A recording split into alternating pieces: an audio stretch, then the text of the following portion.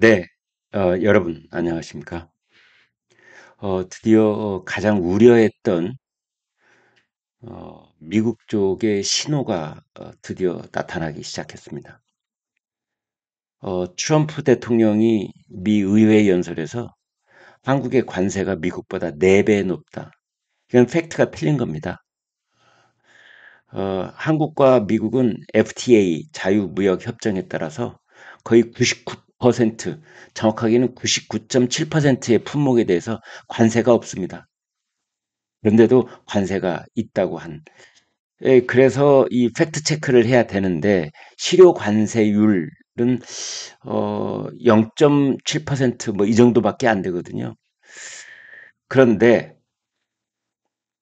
그보다 더 우려스러운 것은 사실상 미국의 국방 정책을 책임지게 될 그 콜비 미 국방 차관 후보자의 인사청문회에서 어, 아주 놀랄 만한 발언이 나왔습니다. 한국의 정치적 불안정, 그리고 이재명 민주당의 어떤 집권 가능성을 크게 우려하는 그런 발언인데요. 앞으로 한미일 협력 체제가 불분명해질 수가 있다. 이거는 지금 미국에서 빨간 신호등을 삐양 이렇게 돌리고 있다는 뜻이 되겠습니다. 사실 앞으로 한국의 정국이 어떻게 흘러갈지 미국도 예의주시하고 있다는 뜻이고, 특히 윤석열 정부가 공고하게 다져놓은 한미일 협력 체제가 만약 정권이 교체될 경우에는 hon해가 불투명해진다라는 거에 대한 큰 우려를 드러내는 것이다. 이렇게 볼 수 있겠습니다. 모니터를 통해서 그 내용 보겠습니다. 미 국방 차관 후보, 한국의 정치 때문에 한미일 협력이 불분명하다. 엘브리지 콜비 미국 국방부 정책 담당 차관 후보자. 미국은 지금 국방장관 후보자, 이 국방장관 이런 쪽은 대개 이 군 전문가들이 아니어서 사실상 미국의 국방 정책은 엘브리지 콜비가 어, 사실상 총책임을 맡고 지휘할 가능성이 매우 높은데 이 사람이 그렇게 말한 겁니다. 상원 인준 청문회에서 한미일 3국 안보 협력에 대해 지난 6, 8개월간 한국의 정치적 역학 관계를 고려하면 그 파트너십이 계속될 수 있을지 분명하지 않다. 한미일 3국 안보 협력에서 그러니까 이 참 말을 매우 조심스럽게 해서 이게 도대체 무슨 뜻이야? 그런데요. 이 말을 트럼프식 화법으로 좀 더 노골적이고 직접적으로 바꾸면 한미일 안보 협력 체계 세 사람이 다 서로가 파트너인데 한국은 앞으로 전국이 어떻게 변하느냐에 따라서 그 파트너십이 유명해진다. 이제 이런 것이라고 볼 수 있습니다. 다시 모니터를 좀 보겠습니다. 아시아판 나토가 가능한가란 질문에 답하면서 나온 말이다. 한마디로 한국 정치의 불안정성 때문에 더 폭넓고 지속적인 협력은 어렵다는 얘기다. 콜비가 말한 지난 6에서 8개월을 역산하면 대략 지난해 하반기부터다. 여소야대의 제22대 국회가 출범한 후 도미노처럼 벌어진 더불어민주당의 폭주, 윤석열 대통령의 비상계엄과 대통령 국무총리 줄탄핵 등을 모두 염두에 둔 말일 것이다. 그 다음이 중요합니다. 특히 미국 측이 주목하는 것은 민주당의 반미 친중 성향일 수 있다. 민주당의 반미 친중 성향일 수 있다. 최근 국내 여론조사를 보면 민주당이 유리하기 때문이다. 그리고 민주당이 처음 발의했던 윤 대통령 탄핵 소추안에는 윤 대통령이 소위 자치 외교라는 미명하에 북한과 중국, 러시아를 적대시하고 일본 중심의 기이한 외교 정책을 고집한다. 라는 내용이 있었는데 이것에 대해서 미국 정책 담당자들은 매우 놀라고 있다. 이제 이런 겁니다. 그래서 그런 생각들이 어, 이재명과 민주당에 큰 변화가 없을 것이라고 본다면 미국은 그때 아연 충격을 받았던 그 상황에서 지금 벗어나지 못하고 있는 거고 한미일 안보 협력 체제에도 근본적으로 지금 회의의 시각을 보내고 있는 거고 특히 한국을 불투명한 파트너로 지목하고 나선 것이다 라고 볼 수 있는 겁니다. 그래서 우리 유권자들께서 우리가 만약 불언간의 정권 교체를 이제 겪게 된다면 그것이 몰고 올 파급 효과가 사실은 관세 뭐 이런 무역 전쟁 트럼프의 여러 가지 그 어떤 거의 폭력에 가까운 지금 세계 질서의 재편을 목도하고는 있지만 그러나 한국 입장에서는 그보다는 오히려 한미일 협력 체제가 와장창 깨져버릴 수도 있다는 그 걱정을 항상 염두에 두고 앞으로 한국의 유권자들은 투표를 해야 될 것이다. 이런 생각을 하지 않을 수가 없는 겁니다, 여러분.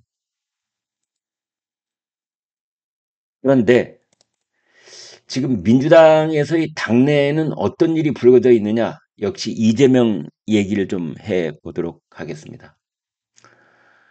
이재명이 어제 한 유튜브 방송에 출연을 해서 그 이재명 체포 동의안이 국회에서 가결이 되고 그게 법원에서 이제 기각이 된 적이 있는데요. 그 국회에서 체포 동의안이 가결이 될 때 그때 민주당 내 일부 세력이 검찰과 짜고 이재명이 쓴 말입니다. 검찰과 짜고 이재명 체포 동의안을 가결시켰다라고 폭로를 한 겁니다. 그래서 지금 이재명이 최근에 입만 열면 이제 뭐 비명계 끌어안기, 그 다음에 당내 통합, 뭐 이 얘기를 계속 부르짖어 왔거든요. 문재인 전 대통령을 찾아간다. 뭐 김부겸 전 총리를 만난다. 김경수 경남지사를 만난다. 임종석 뭐 전 청와대 비서실장을 만난다. 이 줄줄이 쭉 만나오고 있지 않습니까? 그래서 적극적으로 친문계, 비명계 끌어안기, 뭐 박용진도 만나고 말이죠. 지금 뭐 몇 사람 만났습니까? 김부겸, 박용진, 임경수, 임종석, 문재인 다섯 사람 넘게 쭉 연달아 만나고 있는데 다 쇼다. 다 말짱 꽝이다. 역시 이재명이 어디 가냐. 그런 내용입니다. 여러분 그걸 모니터를 통해서 또 한번 같이 보시도록 하겠습니다. 이재명 이렇게 말했습니다. 체포 동의안 가결 당내 일부가 검찰과 짠 것이다. 김영계는 발끈했는데요. 내용을 제가 빨리 살펴드리겠습니다. 이재명 더불어민주당 대표가 2년 전 체포 동의안 사태를 두고 당내 일부 세력과 검찰에 결탁서를 주장했다. 당내 비명계 인사들이 검찰과 짜고 체포 동의안을 가결 처리했다는 것이다. 조기 대선 국면을 대비해 이 대표가 최근 비명계 인사들을 만나 미안하다면서 사과하는 통합 행보를 보였던 만큼 비명계를 중심으로 도대체 통합의 진정성이 있는 것인지 모르겠다. 비명계 인사들의 모임인 초일회는 입장문을 내고 앞에서 웃고 뒤에서 칼 꽂는 격,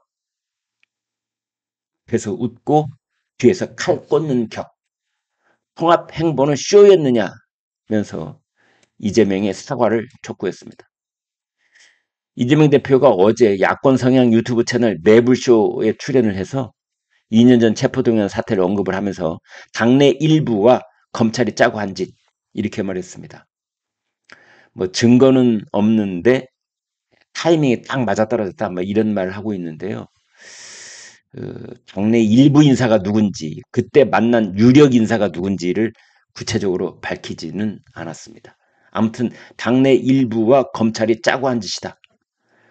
이재명 대표는 그해 6월에 민주당에서 유력한 사람을 만났는데 그분이 저한테 사법 처리가 될 테니까 이거는 사법 처리가 될 테니까 라는 말은 당신 구속될 거야. 그러니까 그 전에 언제까지 그만두라고 시한까지 나한테 말해줬다. 그런데 나중에 보니 그게 영장 청구 시점과 거의 맞아떨어졌다. 이렇게 말했습니다. 시점이 맞아떨어진 걸 증거라면서 말을 꺼내는 겁니다.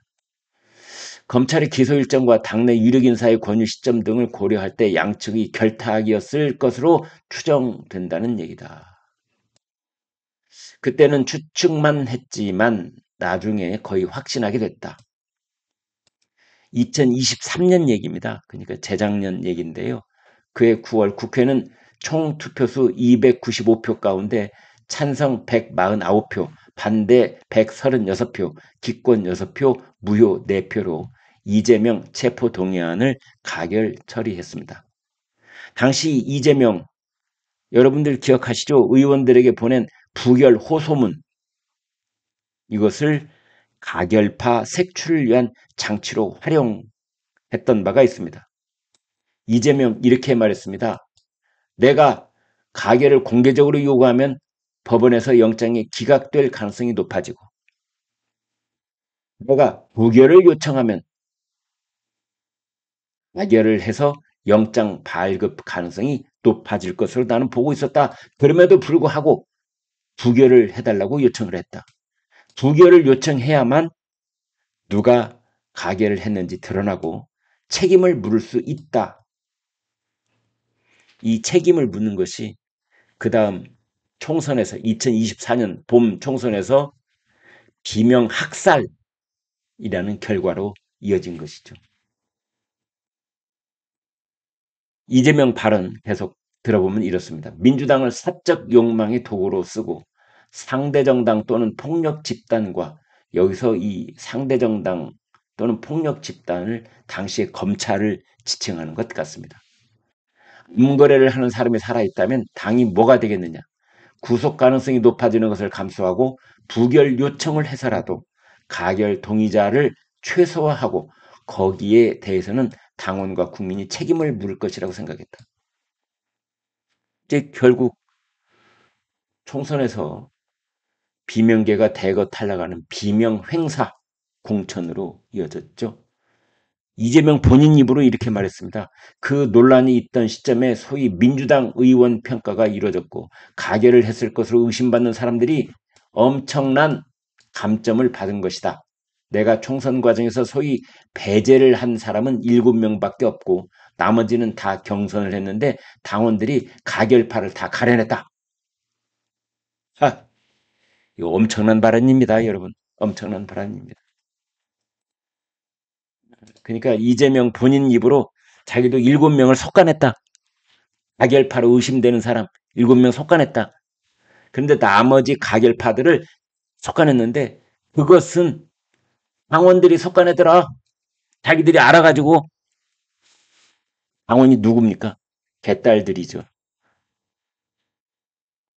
그래서 그런 걸 보면은 이제 와서 이재명이 본인 입으로 지난 총선 때 어떤 일을 했는지 그것을 낱낱이 하고 있는 그런 상황이다. 라는 말까지도 나오고 있습니다. 네, 여기까지 보겠습니다. 여러분 고맙습니다.